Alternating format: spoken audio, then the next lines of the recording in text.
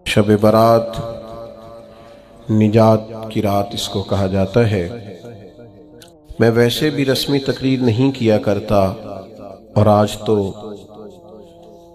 میں سمجھتا ہوں کہ ہمیں کچھ منزل نواز باتیں کرنی چاہیے۔ ہماری ذہنی سطح کس تربیت کی متقاضی ہے، اور ہمیں اب کس سمت اپنے سفر کو لے کر کے آگے بڑھنا ہے، اس تعلق سے کچھ باتوں کی اصلاح، کچھ نئے اہداف۔ یہاں خانقائی نظم میں جتنے لوگ وابستہ ہیں ان سے میری گزارش ہوگی کہ وہ دلوں کے کشکول کھول کر اس فقیر بے نوا کی باتوں کو سنیں۔ میں آپ کے سامنے درد دل رکھنے جا رہا ہوں۔ میں کچھ ایسی گزارشات کرنا چاہتا ہوں جو صرف اپنوں سے کی جا سکتی۔ میں جس طرح کا سفر اپنے احباب کے ساتھ کرنا چاہتا ہوں، اس کے تعلق سے کچھ اہم باتیں بڑا سوچ کر، بڑا سمجھ کر۔ اس طرح کبھی زمانہ ہوتا تھا نا خط لکھنے کا، تو جو لوگ خط لکھتے تھے نا، ٹیلی فون پہ تو لوگ فی البدی بول دیتے ہیں نا جو من میں آتا ہے، اور کچھ تھوڑے سے پرانے لوگ جانتے ہوں گے کہ جو لوگ خط لکھتے تھے وہ لکھتے تھے اور سمجھتے تھے کہ عبارت ٹھیک نہیں، پھر پھاڑ دیتے تھے، پھر نئے جملوں کے ساتھ، نئی حسن کے ساتھ نئی عبارت کو تشکیل دیا جاتا تھا، اور کئی دفعہ وہ بھی اس شخص کے قابل نہیں ہوتی تھی جسے وہ خط بھیجنا ہوتا تھا۔ تو سوچ کر، سمجھ کر، پرکھ کر کئی صفحات کو ضائع کر کے ایک مضمون تیار کیا جاتا تھا، اور وہ محبت نامہ اپنے بزرگوں کو، دوستوں کو، بھائیوں کو، عزیزوں کو روانہ کیا جاتا تھا۔ میں بھی آج ایک محبت نامہ آپ کی خدمت میں پیش کرنے جا رہا ہوں۔ قرآن مجید سے میں نے ایک آیہ کریمہ تلاوت کی ہے۔ اللہ کریم نے فرمایا وَمِنَ النَّاسِ مَن يَشْرِي نَفْسَهُ ابْتِغَاءَ مَرْضَاتِ اللَّهِ، فرمایا کوئی آدمی ہے جو اپنی جان ہی بیچ دیتا ہے، اپنی جان ہی بیچ دیتا ہے۔ کوئی شخص کس رستے میں بیچ دیتا ہے؟ مرضات اللہ، اللہ کی رضا تلاش کرتے ہوئے اس رستے میں اس نے اپنی ساری زندگی بیچ ڈالی، لیکن اس کا مقصود یہ تھا کہ مجھے میرا رب مل جائے، میرے رب کی رضا مل جائے، اللہ اور اس کے رسول کی محبت کا حصول میرے لیے آسان ہو جائے۔ اس رستے میں اس نے جان ہی بیچ دی۔ مالک نے اس آیت میں یہ نہیں فرمایا اسے کیا دوں گا، اجر کیا ملے گا، اس کا ثواب کتنا ہے، جنت کہ کس درجے میں اسے رکھا جائے گا۔ فرمایا کوئی آدمی ہے، کچھ لوگ ہیں جو اپنی جان ہی بیچ دیتے ہیں اللہ کی رضا تلاش کرنے میں۔ تو نتیجہ ایک جملہ صرف بیان کیا، فرمایا واللہ رؤوف بالعباد، اللہ بھی پھر اپنے بندوں پر بڑا ہی مہربان۔ اس جملے نے بات کو اتنا کھول دیا ہے، اتنا واضح کر دیا ہے۔ فرمایا اگر تم نے میری خاطر، نبی پاک صلی اللہ علیہ وسلم نے ارشاد فرمایا جب شعبان کی 15ویں رات آئے تو رات کو بیدار رہا کرو اور صبح کو روزہ رکھا کرو۔ تو جب حضور نے کہہ دیا بیدار رہو تو پھر کسی کو سونا نہیں چاہیے، بیدار رہنا چاہیے۔ اور بیداری کا مطلب یہ نہیں کہ وہ آدمی بس جاگتا رہے، اس کا مطلب یہ ہے کہ وہ اللہ اللہ کرے، درود پاک پڑھے، عبادت کرے، تلاوت کرے، ذکر فکر میں رہے۔ کچھ باتیں اس مقصد کے لیے کہ اس رات اللہ پاک نے اپنی رحمت کے دروازے کھولے ہیں، تو کچھ ایسی بات کی جائے جس سے دل نرم ہو جائے۔ دوستو، قرآن مجید کی 2 آیات میں نے پڑھی ہیں۔ اللہ کریم نے فرمایا یا ایھا الذین آمنوا اتقوا اللہ حق تقاتہ، اے ایمان والو اللہ سے ڈرو، اور اتنا ڈرو جتنا ڈرنے کا حق ہے۔ ڈرو اللہ پاک سے، اور جس طرح تم کسی سے ڈرتے ہو، ڈرنے کا حق ہوتا ہے، وہ حق ادا کرنے کی کوشش کرو۔ ہم میں سے بہت سارے لوگ ڈرتے ہیں کچھ لوگوں سے، اور جب وہ ڈر رہے ہوتے ہیں تو انہیں احساس ہوتا ہے۔ اللہ پاک نے ہمارا وہ احساس خود بیان کر دیا ہے، فرمایا جب تم کسی سے ڈرتے ہو تو تمہیں اس کا احساس ہوتا ہے کہ تم کتنا ڈرتے ہو، تو پھر تم کوشش کرتے ہو کہ تم وہ کام نہ کرو جس سے وہ بگڑ جائے گا، ناراض ہو جائے گا۔ جو لوگ قانون سے ڈرتے ہیں وہ اشارہ نہیں توڑتے، کچھ بھی ہو جائے اشارہ نہیں توڑتے، انہیں پتہ ہے کہ یہاں اشارہ توڑیں گے تو الجھ جائیں گے، اور جہاں انہیں فکر نہ ہو کہ کوئی پوچھنے والا نہیں، وہاں ہم نے دیکھا ہے کہ لوگ اشارہ توڑ دیتے ہیں۔ اللہ تبارک و تعالیٰ نے موقع دیا، میں حرمین شریفین حاضر ہوا تو وہاں ایک روڈ دائری روڈ کہلاتا ہے، اس روڈ سے پیدل چلنے والے نہیں گزر سکتے۔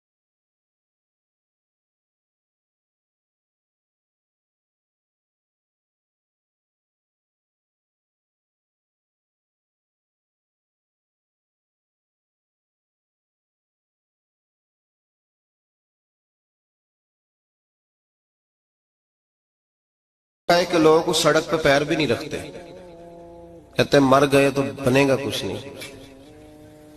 یہاں بھی بہت سارے ایسے معاملات ہوتے ہیں کہ جہاں انسان محسوس کرتا ہے کہ یہ بڑا میرے لیے نقصان ہو جائے گا تو وہ ڈرتا ہے۔ ایک چھوٹی سی بات ہے کہ رات کو کوئی آدمی اپنا دروازہ کھلا رکھ کے نہیں سوتا، حالانکہ کوئی حرج نہیں، کبھی کھلا رہ بھی جاتا ہے، اور اگر کبھی رہ جائے تو جس کی ذمہ داری بند کرنے کی ہو اس کے ساتھ پھر جو رویہ ہوتا ہے گھر والوں کا، یہ خوف ہے ہمارا اندر کا، تو بڑی شدت کے ساتھ ہم اس شخص کو سخت سست کہتے ہیں، ڈانٹتے ہیں، کہتے ہیں تو نے خیال ہی نہیں کیا، جمع پونجی لٹ جاتی تو یہ خوف ہے، یہ ہمارا اندر کا یہ خوف ہے۔ آپ بازار میں جائیں تو درجنوں لوگوں نے گن مین بٹھائے ہوئے ہیں، ان کا دل نہیں کرتا کہ اضافی تنخواہ دی جائے، کیا مطلب ہے ایک آدمی کو اضافی پیسے دینے کا، لیکن وہاں آدمی بٹھایا جاتا ہے، اس کو تنخواہ دی جاتی ہے، اس کی روٹی کا بندوبست کیا جاتا ہے، اس کے سارے ضروریات زندگی کا خیال رکھا جاتا ہے، اور پس منظر یہ ہوتا ہے کہ ڈر لگتا ہے اگر یہ شخص نہ ہوا تو ہمارے چوری ہو جائے گی۔ تو اللہ فرماتے ہیں کہ تو جہاں سے ڈرتا ہے تجھے پتا ہے، تو اس طرح کر کہ مجھ سے بھی اتنا ڈر جتنا ڈرنے کا حق ہے۔ یہ جھوٹ موٹ کا ڈراوا نہ پیدا کر کے اوہ اللہ معاف کرے جی، اچھا جناب بڑا ڈرتے ہیں آپ اللہ تعالیٰ سے، آپ نے تو کانوں کو ہاتھ لگائے، تو پھر آپ کیا کر رہے ہیں؟ اللہ معاف کرے جی میں تو بات نہیں کرتا، بس 2-4 آدمیوں کی پگڑی اچھالوں گا، اس سے زیادہ نہیں، ڈر لگتا ہے جی بات کرتے ہوئے، 15-20 آدمی بس میرے قابو آئے۔ یہ کس قسم کا ڈر ہے؟ ڈرنے کا حکم دیا، اور میرے رسول کریم سید عالم صلی اللہ تعالی علیہ وآلہ وسلم نے ارشاد فرمایا کہ تو رب کریم سے دنیا میں ڈر جا جس طرح ڈرنے کا حق ہے، جب قیامت کا دن آئے گا تو اللہ تجھے ڈرائے گا نہیں بلکہ اپنی رحمت کی چھاؤں میں جنت میں داخل کر دے گا۔ یہاں ڈر، ایک جگہ تو اللہ نے فرمایا ڈرو، اور کچھ جگہوں پہ فرمایا کہ جو میرے علم والے بندے ہیں نا، جن کو میں نے علم دیا ہے، عالم ہے، ان کے بارے میں فرمایا کہ ان کے دلوں میں میری خشیت ہے۔ انما یخشی اللہ من عبادہ العلماء، اللہ کے بندوں میں سے جو علم والے ہیں وہ اللہ کی خشیت رکھتے ہیں۔ قرآن نے ایک جگہ کہا ڈرو، خوف کا لفظ بھی استعمال کیا، وَلِمَنْ خَافَ مَقَامَ رَبِّهِ جَنَّتَانِ، خوف بھی ہے اور خشیت بھی ہے، ان دونوں کا معنی ایک ہی ہے، ڈرنا، خوف کا معنی بھی اور خشیت کا معنی بھی، ڈرنا۔ جب آپ علماء لغت کو پڑھیں گے، عربی ادب کو جاننے والے لوگوں کا مطالعہ کریں گے تو انہوں نے یہی لکھا ہے کہ ان دونوں کا معنی ڈرنا ہے۔ میری طرف دیکھیے، توجہ کریں، کچھ سمجھانے لگا ہوں، اس نقطے کو ضرور سمجھیے گا۔ خشیت کا معنی بھی ڈرنا ہے، خوف کا معنی بھی، لیکن جب صوفیاء کے پاس جائیں نا، صوفیاء جو قرآن و سنت کی روح کی تفسیر کرنے والے ہیں، تو وہ کہتے ہیں نہیں، خشیت اور خوف میں فرق ہے، خوف اور ہوتا ہے، خشیت صوفیاء اس کی تفسیر اور کرتے ہیں۔ وہ کہتے ہیں خوف بھی ہوتا ہے اور خشیت بھی ہوتی ہے، الگ الگ چیزیں ہیں، ایک نہیں۔ بڑی خوبصورت بات ہے، اگر آپ سمجھ گئے تو آپ کو فائدہ دے گی۔ صوفیاء یہ کہتے ہیں کہ بھائی خوف ہوتا ہے اپنے گناہوں کا، کہ میں نے یہ گناہ کیے ہیں، اگر اللہ نے مجھ سے پوچھا تو مجھے بڑا خوف آتا ہے، مار پڑے گی، یہ خوف ہے۔ پھر سمجھ لیں، ایک آدمی نے حرام کا مال اکٹھا کیا ہے زندگی میں، معاذ اللہ اس نے بڑے پاپ کیے، گناہ کیے، شراب پی، بدکاری کی، معاذ اللہ تعالیٰ ثم معاذ اللہ۔ اب اسے ڈر لگ رہا ہے کہ اللہ تبارک و تعالیٰ نے پوچھا تو میں کیا جواب دوں گا، یہ خوف ہے۔ اور خشیت یہ ہے کہ ایک آدمی سارا دن نماز پڑھتا ہے، روزہ رکھتا ہے، عبادت کرتا ہے، اللہ کو یاد کرتا ہے، پھر بھی ڈرتا ہے، یہ خشیت ہے، یہ خشیت ہے۔ جو گناہوں سے ڈرے وہ خوف ہے، اور جو رب کی ناراضگی سے ڈرے وہ خشیت ہے۔ جو کہے یار میرا رب کہیں ناراض نہ ہو جائے، میرا رب کہیں مجھ سے۔ بڑی خوبصورت مثال دی، میں نے اپنے صاحب سے پوچھا کہ حضور یہ مسئلہ کیا ہے، تو فرمانے لگے ایک بادشاہ نے ایک غریب کی بیٹی اسے پسند آ گئی تھی، تو اس نے عزت کے ساتھ اس سے شادی کر لی، رشتہ بھیج کے وقار کے ساتھ۔ بیٹی کا باپ اپنی بیٹی کے مقدر پر رشک کرنے لگا کہ میری بیٹی کو بادشاہ نے پسند کیا ہے، بادشاہ کے شہزادے نے رشتہ بھیج دیا ہے۔ شہزادہ بیاہ کے لے گیا بیٹی کو، 20 کنیز آئے، نوکرانیاں اس عورت کی خدمت کرنے پہ لگی ہوئی ہیں، توجہ ہے، اس کا ہر حکم ماننے کو تیار ہے۔ لیکن وہ بی بی سویرے بھی رو پڑتی ہے اور شام کو بھی رو پڑتی ہے، روتی رہتی ہے۔ اس سے کسی نے پوچھ لیا کہ بی بی تو روتی کیوں ہے، 20 کنیزائیں ہیں، گھر میں سکون ہے، ہر شے ہے، تو روتی کیوں ہے؟ تو وہ کہنے لگی اصل بات یہ ہے کہ جو کچھ مجھے ملا ہے میں اس کے قابل نہیں تھی، تو میں ڈرتی ہوں میرا سائیں کہیں ناراض نہ ہو جائے، وہ ناراض نہ ہو جائے، میں قابل نہیں تھی، میری اوقات نہیں تھی۔ یہ من آنم کے من دانم، میں جو ہوں اس کا مجھے پتا تو ہے، اس نے میری حیثیت سے، میری اوقات سے، میرے ظرف سے، میری محنت سے بڑا بڑھ کے مجھے عطا کر دیا، میری چونکہ اوقات سے زیادہ دے دیا تو میں ڈرتی ہوں وہ ناراض نہ ہو جائے، کہیں میری یہ کھیل، یہ جو میں نے گھونسلہ بنایا ہے یہ کہیں میرا ٹوٹ نہ جائے۔ میرے بھائی، میرے رسول کریم سید عالم صلی اللہ علیہ وسلم کے امت کے اولیاء، صلحاء، صوفیاء، اتقیاء، صحابہ، اہل بیت، یہ لوگ جب روتے تھے تو یہ کوئی اس لیے نہیں روتے تھے کہ یہ آج دوپہر کو چینی میں ملاوٹ کر کے آئے ہیں تو اس لیے رو رہے ہیں رات کو، اس لیے نہیں روتے تھے کہ آج انہوں نے جو شکر بیچی ہے اس شکر کے اندر بورا ملایا ہوا تھا، اس لیے نہیں رو رہے کہ آج 10 15 20 لاکھ رشوت کا مال بینک میں جمع کر، اس لیے تھوڑی روتے تھے، یہ تو اس لیے روتے تھے کہ اللہ تو نے بڑا کچھ عطا کیا ہے، کہیں ہم سے ناراض نہ ہو جانا، یہ تو اس کی خشیت میں رو رہے تھے۔ حضرت داؤد طائی رحمت اللہ تعالی علیہ، حضرت امام جعفر صادق جو نبی پاک صلی اللہ علیہ وسلم کے نواسے، جناب داؤد طائی کی ملاقات ہوئی تو امام جعفر صادق حضور کے نواسے عرض کرنے لگے داؤد طائی یار میری بخشش کی دعا کرنا، رب مجھے معاف کر دے۔ تو حضرت داؤد طائی رحمت اللہ علیہ فرمان لگے امام صاحب آپ حضور کے نواسے ہیں، میں نے دعا کرنی ہے کہ آپ نے میرے لیے کرنی ہے؟ تو حضرت امام جعفر صادق رو پڑے، کہنے لگے یار تو نہیں کرنی ہے، اور اسی لیے تو تجھ سے دعا کرا رہا ہوں کہ کہیں ایسا نہ ہو نانا مصطفیٰ کی بارگاہ میں جاؤں تو وہ مجھے کہیں کہ میں کس طرح کا تھا تو کس طرح کا بن کے آیا ہے، یہی تو دعا کرانی ہے کہ میرے لیے دعا کر۔ جو جتنا بڑا ہوتا تھا نا اتنی زیادہ خشیت ہوتی ہے، اور گناہگار کے تو اللہ تبارک و تعالیٰ بعضوں کا سزا دیتا ہے، آنسو سلب ہو جاتے ہیں، اس کو تو اپنے گناہوں پہ رونا ہی نہیں آتا، وہ تو روتا ہے بچہ نہ ہو تب روتا ہے، وہ تو روتا ہے پیسے نہ ہو تب روتا ہے، وہ تو اس وقت روتا ہے جب اس کا مال چلا جائے، اس کو تو بعضوں کا گناہگار کو تو بعضوں کا سزا ملتی، اللہ فرماتے تو دنیا کے لیے روئے گا میرے لیے نہیں رو سکتا۔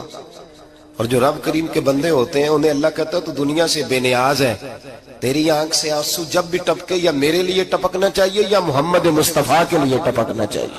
آپ اگر اس بات کو تھوڑا سا غور کے ساتھ سمجھے تو تمام اولیاء صلحات کیا یہ رو رہے ہیں، تڑپ رہے ہیں، کیا اس کی وجہ تھی؟ نمازیں کم رہ گئی تھی، روزوں میں کمی تھی، فرائض ادا نہیں کرتے تھے کہ رویا کرتے تھے؟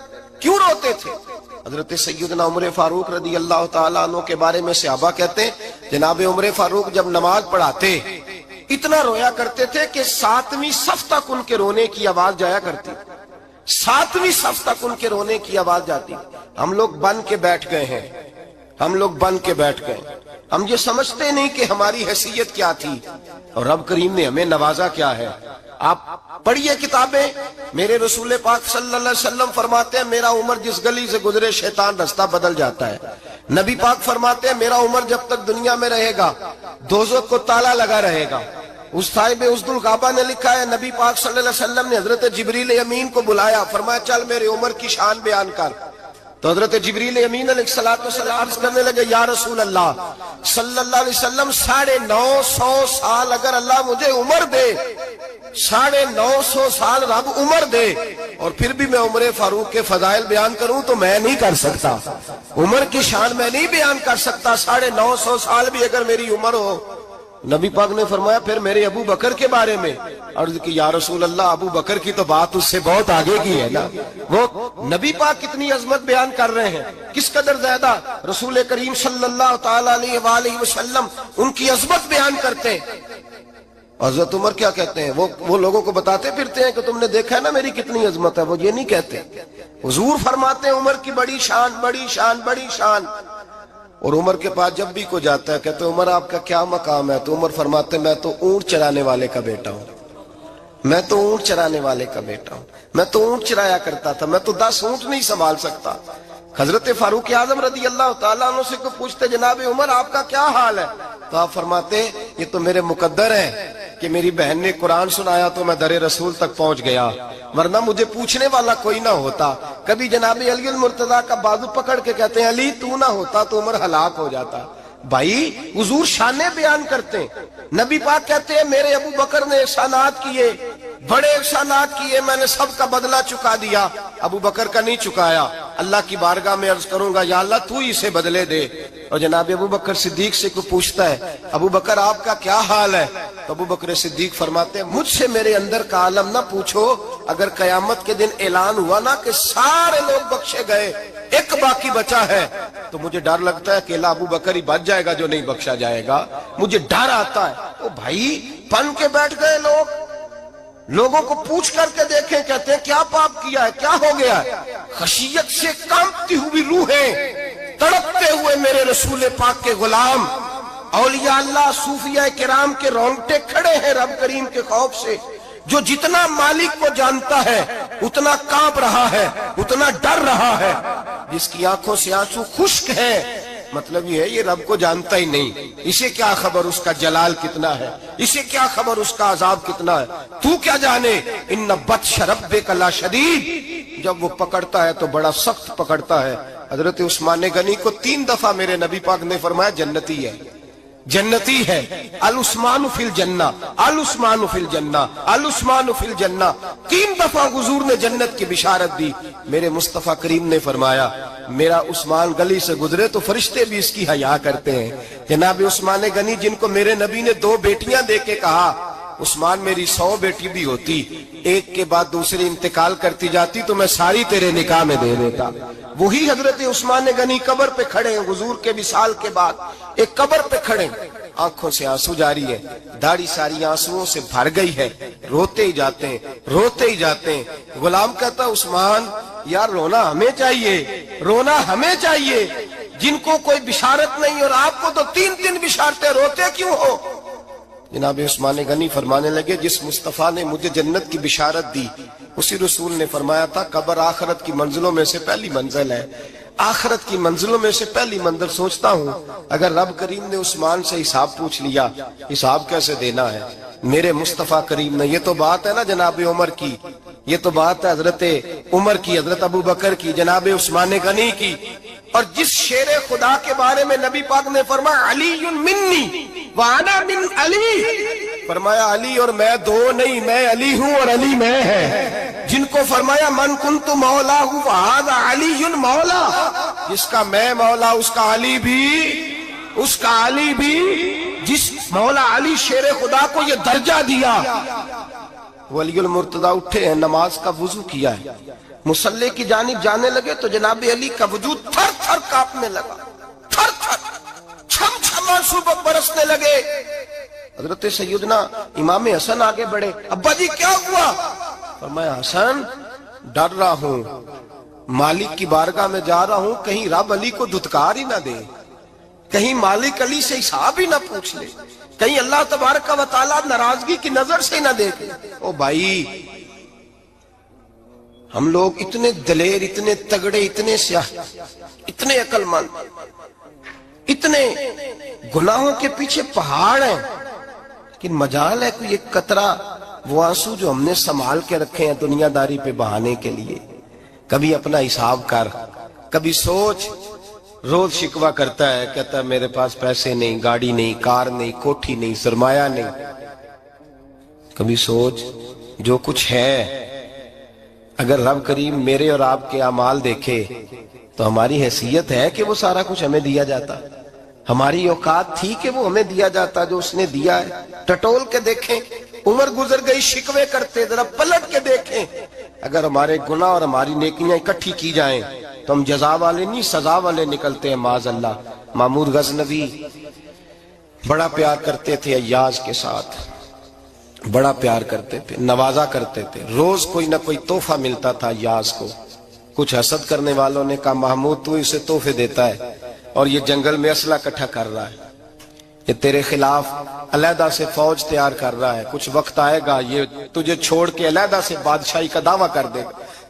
महमूद गजनवी कहने लगे ये किस तरह की बात? क्या तुम्हें पता है कि अय्याज असर से लेकर इशा तक कहाँ रहता है? महमूद कहने लगे यार वाकई मैंने कभी पूछा तो नहीं। शक का बीज बो दिया, शक का बीज बो दिया। महमूद गजनवी कहने लगे अच्छा आज मैं पीछा करूंगा, तफ्तीश करूंगा, तहकीक करूंगा कहाँ जाता है, तहकीक करूंगा। महमूद गजनवी निकले पीछा करने। असर के बाद अय्याज ने जंगल का रुख किया, महमूद भी पीछे पीछे हो लिए। कहते हैं जंगल के बीच जाके एक झोंपड़ी आई, उस झोंपड़ी के अंदर अय्याज गए, दरवाजा खोला, अंदर चले गए। मुझे बड़ा गुस्सा था कि हर बात मुझे बताता है, ये क्यों नहीं बताई। जब अय्याज अंदर गए तो मैंने जोर जोर से दरवाजा खटखटाया गुस्से के साथ। अय्याज ने दरवाजा खोला, बाहर आए, मैंने कहा पीछे हट। अय्याज पीछे हटे तो मैं अंदर चला गया। महमूद कहते हैं जब मैं अंदर गया तो मैंने उस झोंपड़ी में एक पुराना कुर्ता लटका हुआ देखा, एक टूटे हुए जूते पड़े हुए देखे, एक छोटा सा डंडा देखा, एक मटका, एक प्याला देखा। मैंने सारी तलाशी ली तो चंद टूटी फूटी पुरानी चीजें। मैंने कहा याज ये क्या है? तो कहते हैं याज कहने लगा बादशाह टटोल के देख ले, यही कुछ है जो तूने देखा। मैंने कहा ये है क्या? कहते हैं याज पैरों में बैठ गया, तड़प के रोने लगा। कहने लगा बादशाह ये मेरी औकात है, ये मेरी औकात है, ये मेरी औकात है, ये मेरी औकात है। का क्या मतलब? कहने लगे जिस दिन तेरे पास आया था ना तो ये मेरी कायनात थी कुल, आज तेरी मेहरबानियों ने मुझे यहां तक पहुंचा दिया है।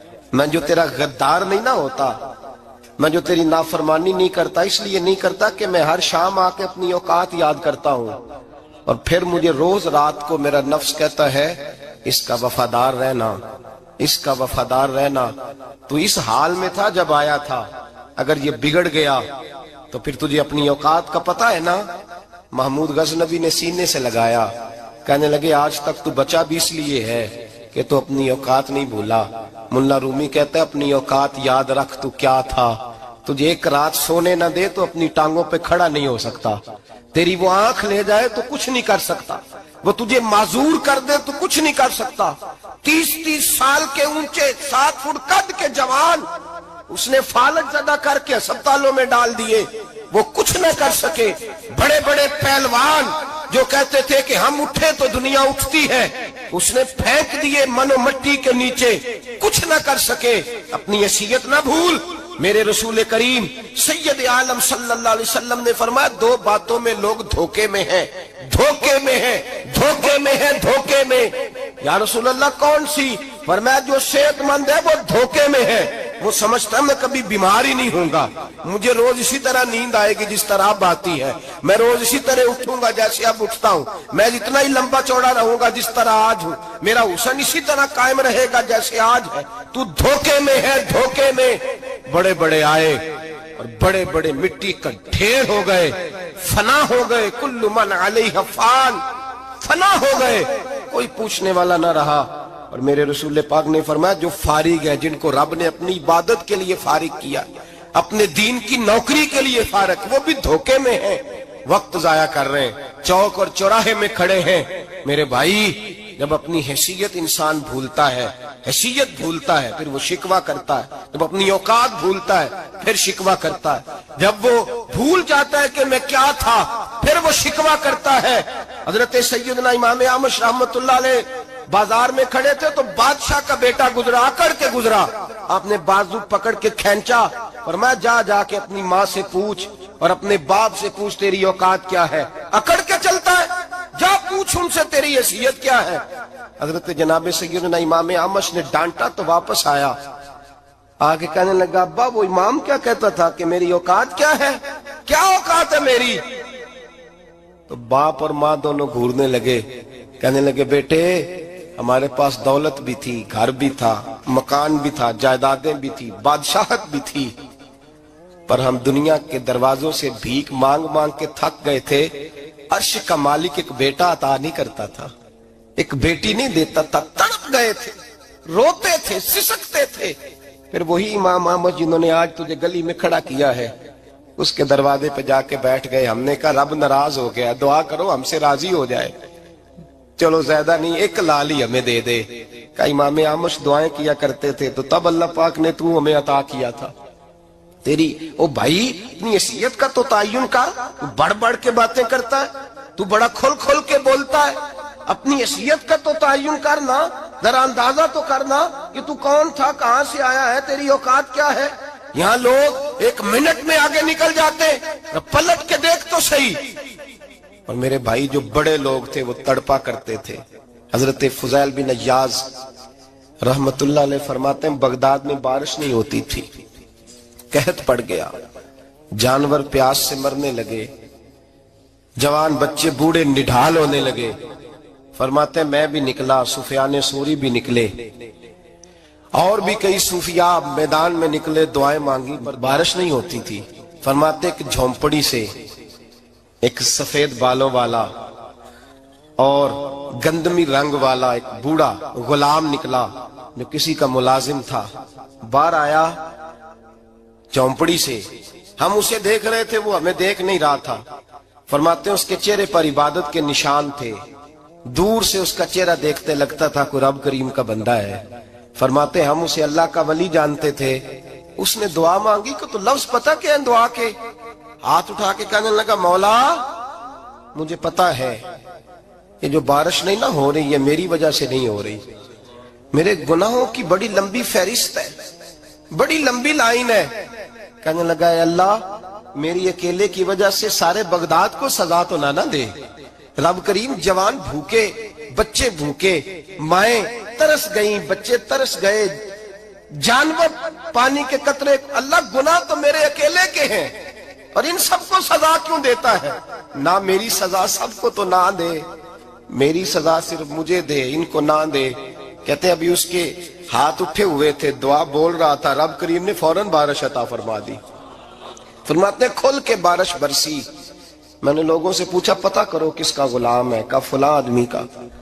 حضرت فضیل بن عیاض کہتے ہیں میں شام کو گھر چلا گیا، اس کے آقا سے بات کی، خرید لیا۔ میں جب اس کو خرید کے لایا گلی میں جا رہے تھے تو مجھے کھڑا کر کے کہنے لگا فضیل میں نکما سا آدمی ہوں، بال بھی سفید ہے، مجھ سے تو زیادہ کام ہی نہیں ہوتا، کیوں تو نے پیسے خرچ کیے، میں اس قابل ہی نہیں تھا، کیوں خریدا؟ تو حضرت فضیل ابن عیاض کہتے ہیں میں نے اس کو کہا کل جو تو نے دعا مانگی تھی تو نہیں دیکھ رہا تھا، ہم دیکھ رہے تھے، تو مقبول ہے رب کریم کی بارگاہ کا، تجھے اس لیے خرید کے لایا ہوں تو مقبول ہے۔ کہتے ہیں یہ لفظ سنے تو ٹھہر گئے وہ، کہنے لگے اچھا آقا مجھے 5 منٹ کا وقت ملے گا؟ میں نے کہا ہاں ہاں ضرور ملے گا۔ کہتے انہوں نے وہیں نماز کی نیت باندھ لی، 2 رکعتیں پڑھی اور 2 رکعتیں پڑھ کے ہاتھ اٹھائے، کہنے لگے مولا تیرا اور میرا راز تھا، تو نے راز کیوں کھولا؟ اللہ مسترنا بسترک الجمیل، یا اللہ تیرے پاس پیارے پیارے پردے ہیں، ایک پردہ مجھے عطا کر دے، مجھے اپنا رکھ، مجھے لوگوں کے سامنے میرے پردے نہ کھول۔ آپ فرماتے ہیں یہ کہہ کہ وہ زمین پہ بیٹھے کلمہ شہادت پڑھا، ان کی روح پرواز کر گئی۔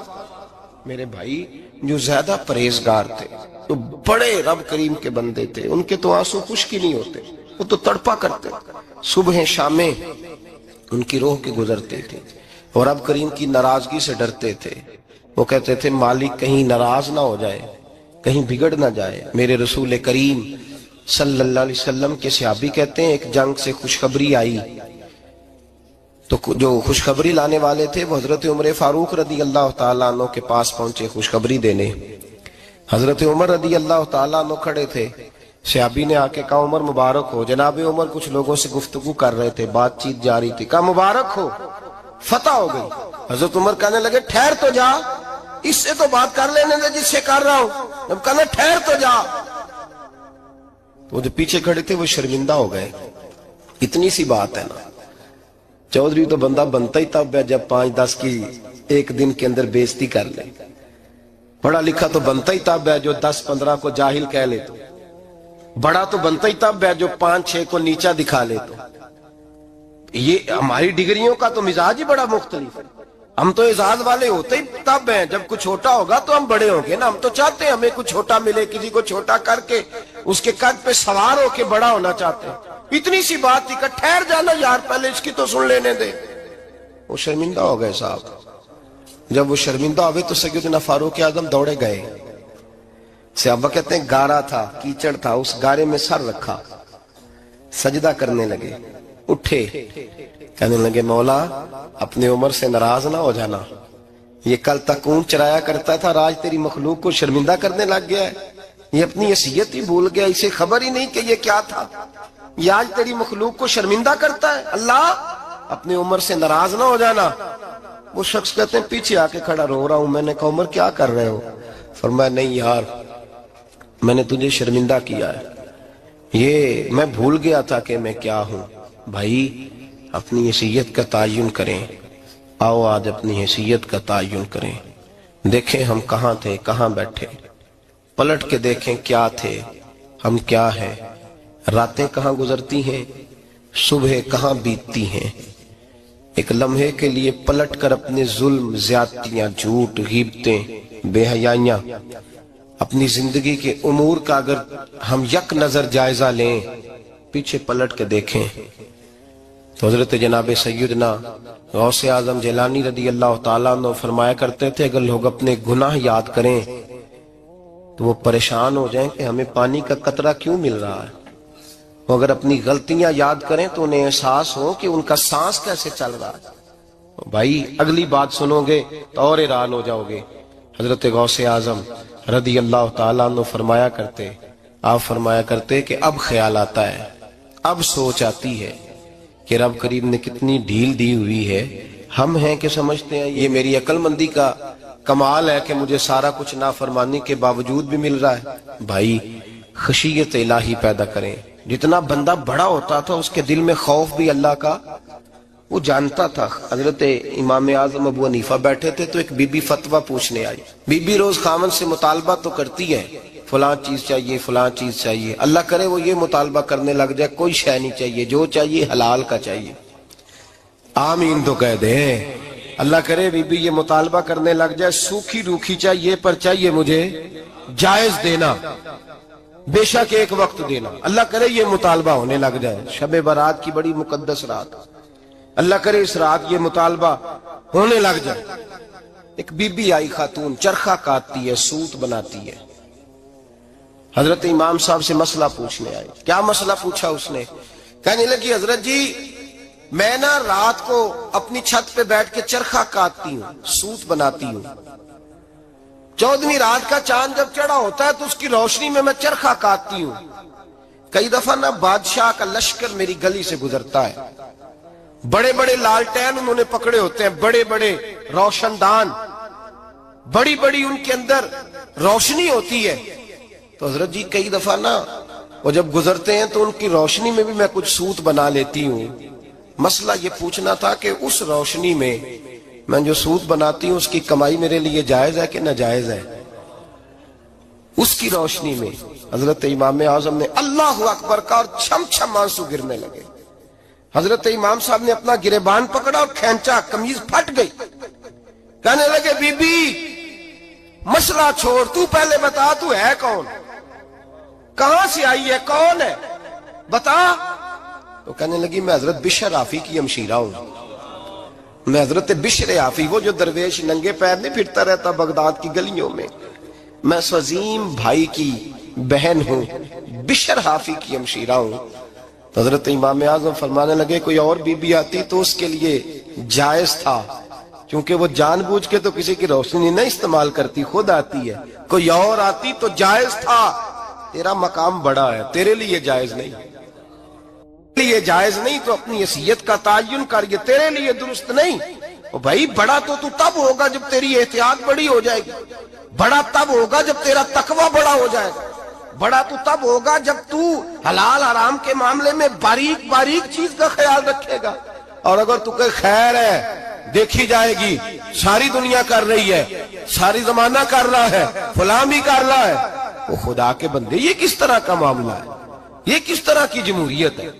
اپنے آپ کو سمجھائیں اور میرے عزیز خشیت والی زندگی پیدا کریں، تقوی والی زندگی پیدا کریں.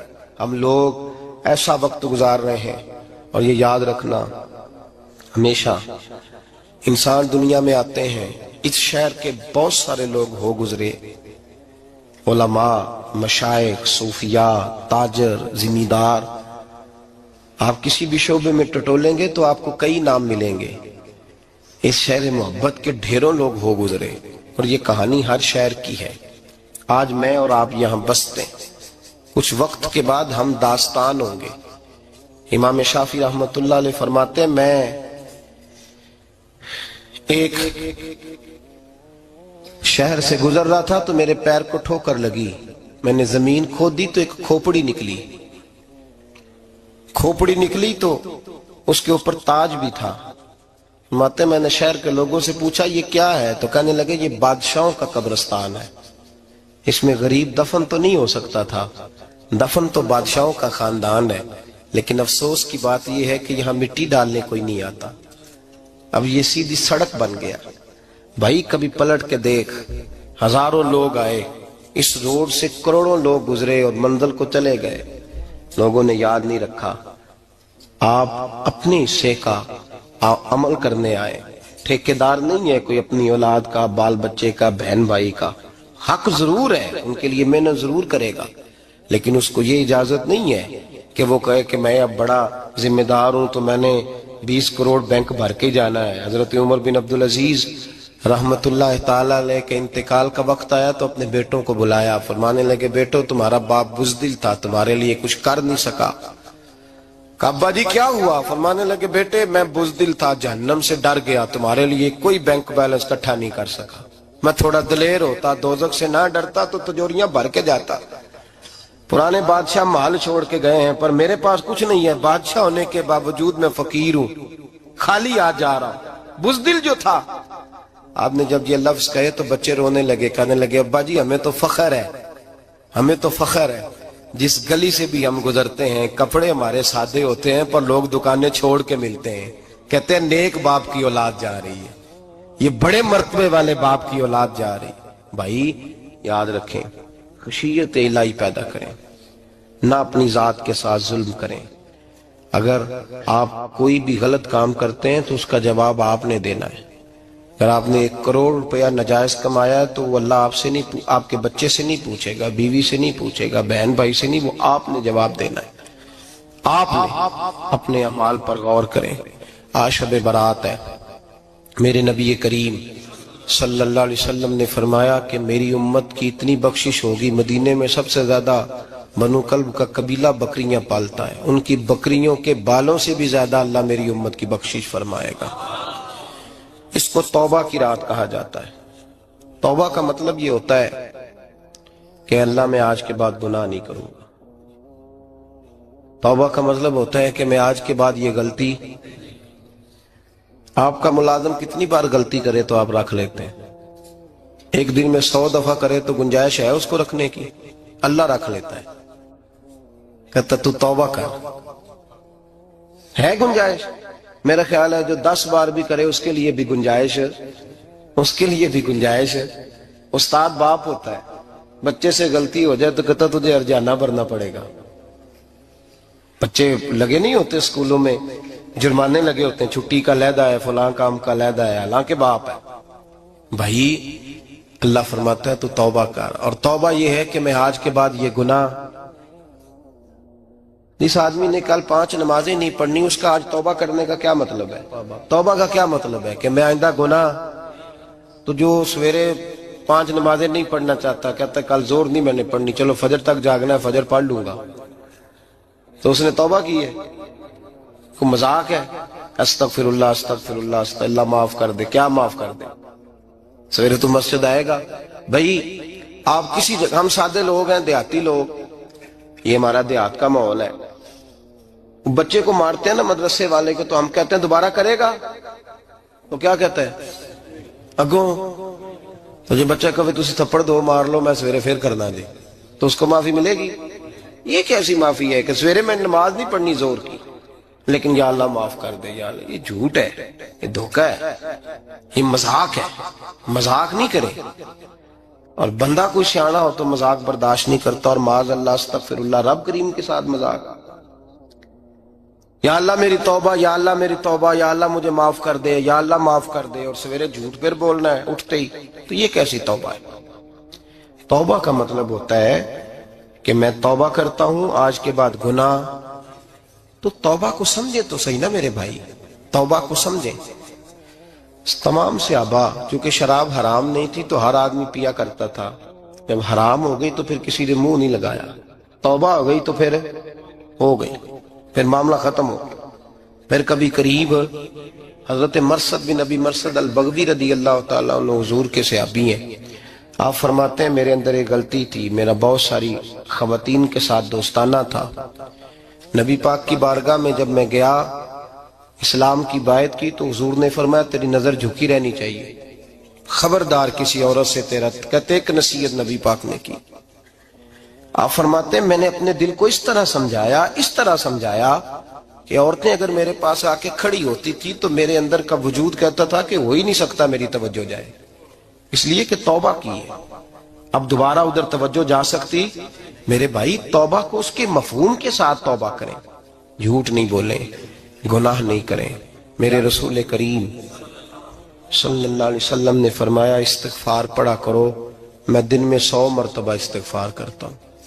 حضور کہتے ہیں میں دن میں، حضور 100 دفعہ دن میں استغفار کرتے۔ امام حسن کے پاس ایک شخص آیا، کہا میرے پاس اولاد نہیں، فرمایا استغفار پڑھ۔ ایک پھر آ گیا، اس نے کہا حضور میرے پاس روزی نہیں، فرمایا استغفار پڑھ۔ ایک اور آیا، اس نے کہا حضور بیماری بڑی ہے گھر میں، فرمایا استغفار کر۔ آپ کے صاحبزادے بیٹھے تھے، کہا ابا جی جو آتا ہے آپ استغفار ہی بتاتے ہیں۔ آپ فرمانے لگے جب کوئی بندہ توبہ کرتا ہے تو رب راضی بڑا ہوتا ہے۔ تو میں نے سب کو توبہ کا وظیفہ بتایا ہے، جس کی جو بھی مجبوری ہو اگر توبہ کر لے تو اللہ تعالیٰ اسے آسانی عطا کر دیتا ہے، اللہ اس پہ نظر رحمت کر دیتا ہے۔ اپنے آپ کو تبدیل کریں، نماز کو اس کی حقیقت کے ساتھ پڑھا کریں، اس کی حقیقت کے ساتھ نماز کو پڑھیں۔ 5 وقت مسجد میں حاضری دیں، چھوڑ کے سارے کام چھوڑ کے، باقی سارا کچھ بعد میں۔ آپ کا رشتہ لوگوں کے ساتھ زندگی کا ہے، موت کا نہیں ہے۔ آپ خود دیکھ لیں، جن کے بزرگ چلے گئے وہ ڈیلی جاتے ہیں قبرستان، کل بیٹھتا 2 گھنٹے جا کے، والد صاحب ہیں، دادا جی ہیں، نانا جی ہیں، دیکھا کبھی کسی کو صبح گیا ہو شام آیا ہو؟ یہی حال ہمارا ہوگا، بالکل کوئی نہیں جائے۔ اور پھر جب کوئی انتقال کر جاتا ہے نا تو کوئی یہ نہیں کہتا کہ ابا جی کو غسل دے لو، کہتے ہیں میت کو غسل دو۔ ماں آنکھوں کی ٹھنڈک ہوتی ہے لیکن کہتے ہیں لاش کو اٹھاؤ، جنازے کو اٹھاؤ۔ آپ کے رشتے ناتے ختم ہو گئے۔ اگر آپ ناراض نہ ہوں تو مجھے جنازے پڑھانے کا موقع ملتا ہے. ایک دو بات عرض کرتا ہوں، اس کے بعد ذکر کرتے ہیں، انشاءاللہ دعا ہوگی. جنازوں پہ جانے کا اتفاق ہوتا ہے تو میں جنازے سے محسوس کرتا ہوں بہت ساری چیزوں کو. میں دیکھتا ہوں کہ جنازہ ہونے کے باوجود لوگ یہ سمجھتے ہیں کہ یہ ہونا تھا کام، یہ ہو گیا، اور وہاں کیفیت یہ ہوتی ہے کہ صرف یہی جنازہ ہے، اسی نے فوت ہونا تھا، ہم تو بچے ہوئے ہیں. قرآن پاک سے محبت کرنا، قرآن پاک پڑھنے والوں سے پیار کرنا، قرآن کے مدارس کو آباد کرنا، یہ بڑا مشکل ہوتا جا رہا ہے. ہم ایک مدرسہ چلاتے ہیں، ہم محسوس کرتے ہیں کہ یہ بڑا کٹھن معاملہ ہے، بڑا کٹھن. ایک تو تنقید کی نظر بھی سب سے زیادہ اداروں کی طرف ہوتی ہے، اور سب سے کم تعاون بھی اداروں کے ساتھ ہوتا ہے. مجبوری کے ساتھ ادارے وقت گزارتے ہیں. اپنا رجحان مدارس کی جانب کریں اور دین سیکھنے کی طرف رجحان کریں. قرآن مجید صحیح پڑھنا سیکھیں، قرآن مجید صحیح سمجھنا سیکھیں. اور پھر میرے بھائی، جو آیات آپ کو ضروری ہیں، نماز جنازہ ہے، وضو ہے، غسل ہے، آپ کے روزمرہ کے معاملات ہیں، وہ کسی اچھی قاری سے، اہل سنت کے کسی شخص سے ان کی درستگی کرائیں، اپنے معاملات پہ غور کریں، یہ ان کوتاہیوں سے باہر آئیں، قرآن پاک سے محبت کریں اور دینداروں کے ساتھ جڑیں. ایک گزارش آپ سے اور کرنی ہے، اس کو بھی کھلے دل کے ساتھ سنیے گا، کھلے دل کے ساتھ. یہ شب برات کی رات ہے اور میں ذمہ داری کا مظاہرہ کرتے ہوئے بات کرنا ضروری سمجھتا ہوں. آپ کسی پیر صاحب سے ملیں، کسی آستانے پہ جائیں، یہ کچھ گزارشات ہیں، بات میری ختم ہو گئی، وہ کر کے میں دعا کرنے لگا ہوں. تو شریعت اسلامیہ کا ضرور پاس اور لحاظ کریں. یہ دیکھیں، جس صوفی کے پاس، درویش کے پاس، جس کو آپ پیر سمجھ رہے ہیں، اسے کوئی قرآن حدیث بھی آتا ہے، وہ کو سنت شریعت کا بھی پابند ہے. میری اپنی جماعت سے ہاتھ باندھ کے گزارش ہے، خدا را اب بس کر دیں. بڑی تباہی ہو گئی اور لمبی چوڑی ہو گئی، تھک گئے ہم کہہ کے. لوگ سمجھتے نہیں اس چیز کو.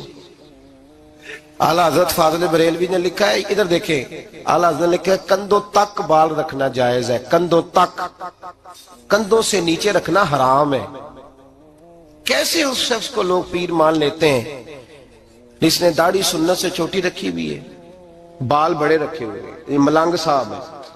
ان تماشوں سے باہر آ جائیں، اللہ تبارک و تعالیٰ کی بارگاہ کی طرف رجوع کریں. ہم دم کے قائل ہیں، درود کے قائل ہیں. میں سارا دن پتہ نہیں 20 تعویذ لکھ کے دیتا ہوں.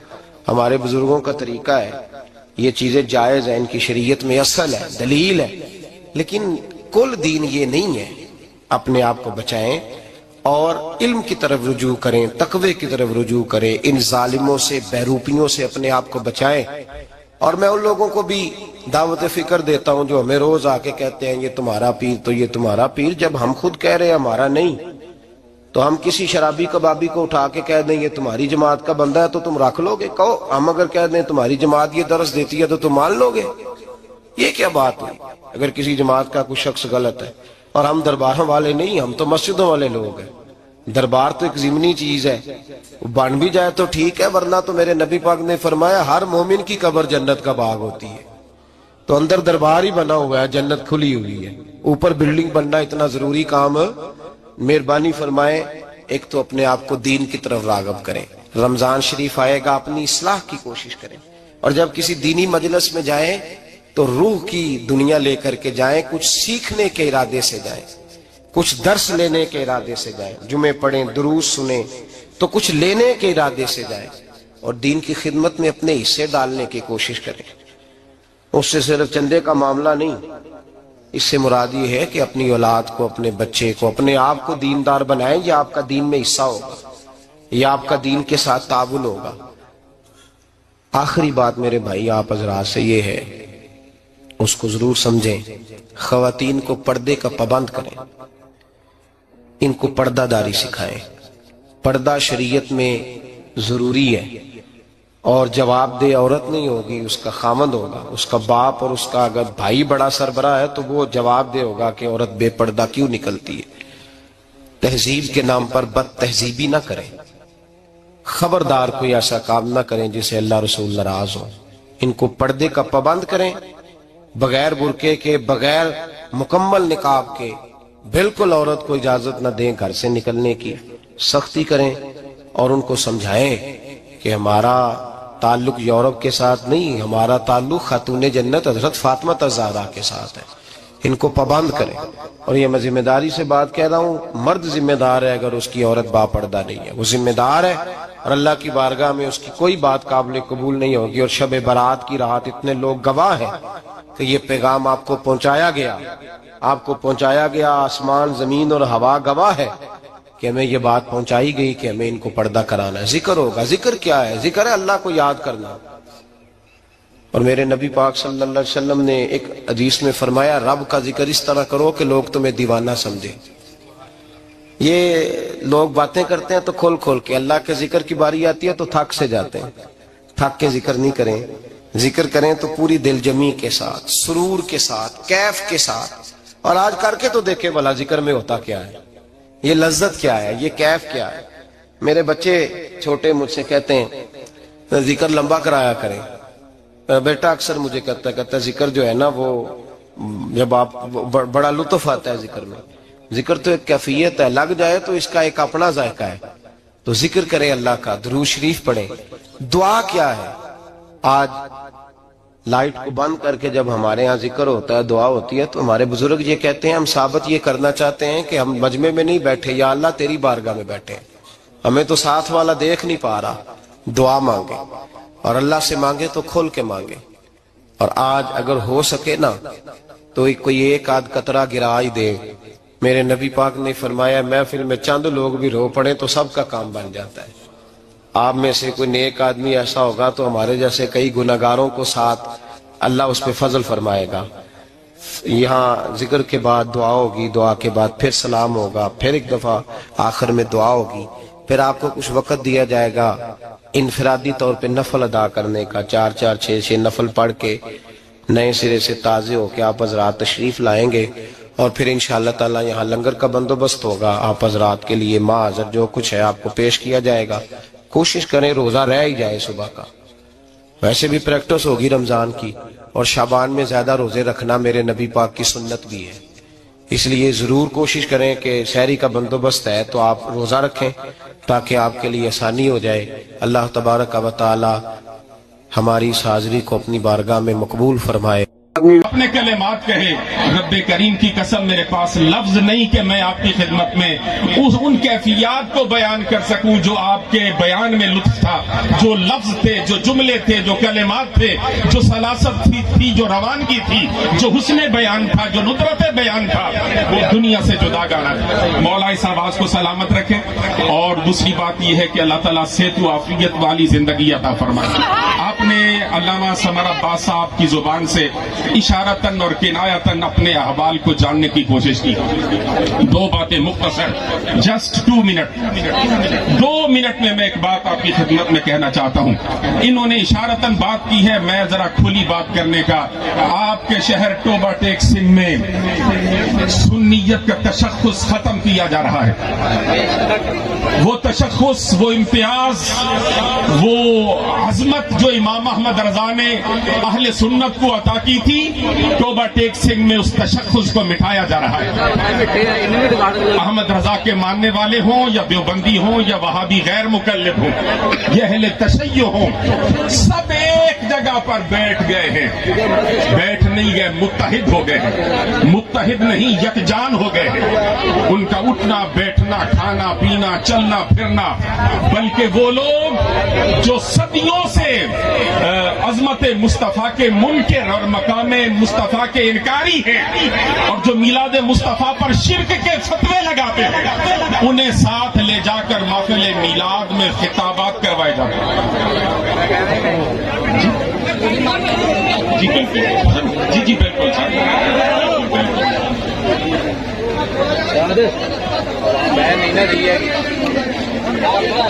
جی جی بیٹھو بیٹھو، تشریف رکھو، کر لینے ٹھیک سارا کچھ. آپ کا تشخص مٹایا جا رہا ہے ٹوبہ ٹیک سنگھ سرزمین پر. اور دوسری اہم ترین بات یہ ہے، یہ میں نے اشارتاً بات کی ہے، اور میرے دوستوں کو عصر کی نماز کا وقت یاد آ گیا. جی ہاں، عصر کی نماز کا وقت بھی ہو گیا ہے. جی سر، یہ روئے زمین پر سرکار امام علی مقام سید الشہداء کا چہلم 22 سفر تک ہو جاتا ہے، لیکن ٹوبہ ٹیک سنگھ میں 8 ربیع الاول شریف کو ہوتا ہے۔ سب سے پہلے اس زیادتی کے خلاف آپ کے اس خادم اور غلام نے آواز بلند کی تھی ضلع یمن کمیٹی کے اندر، پھر ڈویژنل امن کمیٹی کے اندر، اور پھر صوبائی اتحاد بین المسلمین کمیٹی کے اندر، کہ ٹوبہ ٹیک سنگھ میں چہلم امام علی مقام امام ہمیام اپنے دنوں میں منایا جائے۔ میں نے اس سال پھر سالوں کے بعد یہ آواز اٹھائی۔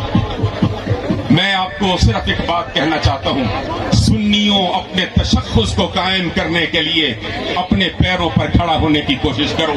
تمہارا تشخص مٹایا جا رہا ہے بلا تکلف، دور ظلمت کے نیر تابہ، ترجمان حقیقت، آفتاب علم و حکمت، عالمی مبلغ اسلام علامہ پیر محمد اجمل رضا قادری، فیض یافتہ دربار عالیہ بریلی شریف، خلیفہ مجاز آستانہ عالیہ بریلی شریف کی خدمت میں التجا کرتا ہوں کہ وہ اپنے مواعظ حسنہ سے سامعین کو محظوظ فرمائیں گے۔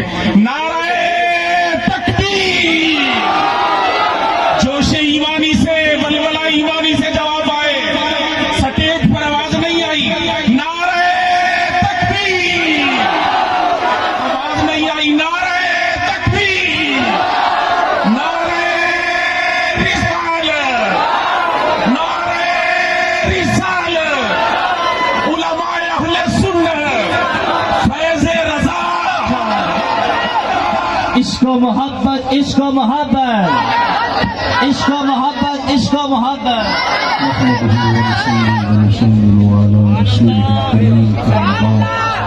أعوذ بالله من الشيطان الرجيم بسم الله الرحمن الرحيم إن الذين قالوا ربنا الله ثم استقاموا فلا خوف عليهم ولا هم يحزنون صدق الله العظيم۔ درود شریف پڑھ لیجیے۔ الصلاة والسلام عليك يا رسول الله پیارے بھائی چھوڑ دیں موبائل سارے جیبوں میں رکھ چھوڑ دیں جی آپ درود شریف پڑھیں بآواز بلند الصلاۃ والسلام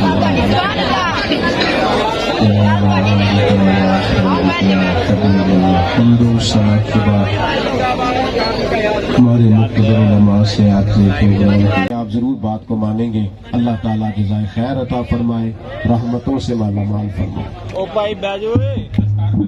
طلباء کی دستار بندی ہوگی، مدرسہ سے فارغ ہونے والے طلباء اور سیکورٹی کے یہ ہمارے دوست احباب جو ہیں